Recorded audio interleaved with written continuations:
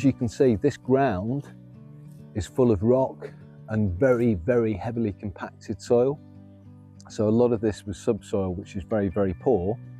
But by putting our wildflower cuttings on it, wildflower has grown very, very well into this area.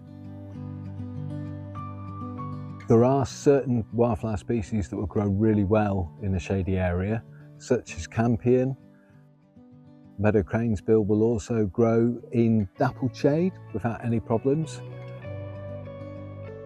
The key thing really is a good general mix of wildflowers. What you will find is every year will be different, and that's the beauty really with a meadow.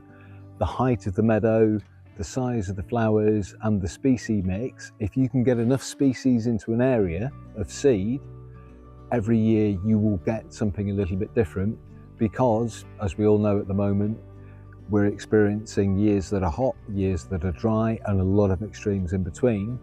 And the plants, by having as many different species in that mix as you can, by putting in a mixture of seed, you're creating something that's going to give you some cover every year.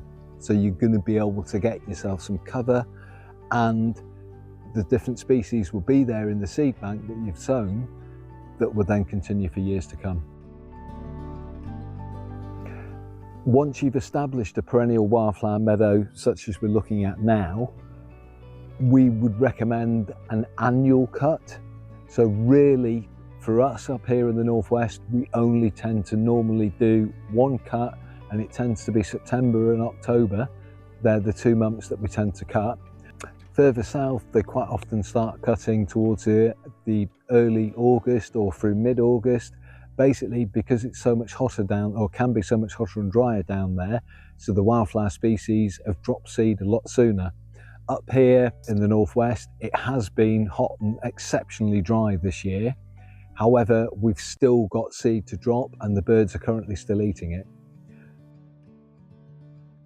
Basically, the simplest way of doing it, if you can bear it, is to actually dig off an area and lay wildflower turf. So if you can take the top 2 or 3 inches, that's the most fertile soil, and take that away and strip it back, the soil under that will be generally lower fertility, and the wildflowers will then establish and do a lot better.